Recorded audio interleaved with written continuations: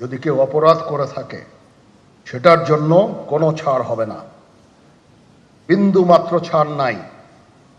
আমি আপনাদের পরিষ্কার করে দিচ্ছি, it is a discipline force.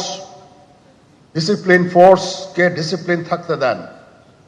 আজকে এই যে দেশের ক্রান্তি লগ্নে সমস্ত বাহিনী, সমস্ত অর্গানাইজেশন বিপর্যস্ত হয়ে পড়েছে। খালি সেনাবাহিনী টিকে আছে, বিমান বাহিনী টিকে আছে, নৌবাহিনী টিকে আছে। কেন? Because of discipline.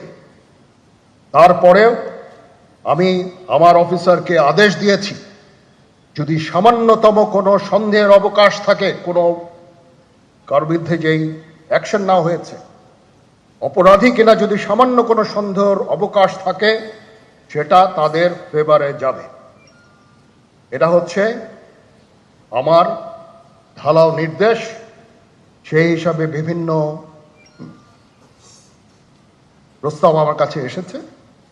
কোনো কোনো প্রস্তাবে আমি আরো আমার নিজে থেকে যোগ করে আরো বেশি আমি দিয়েছি।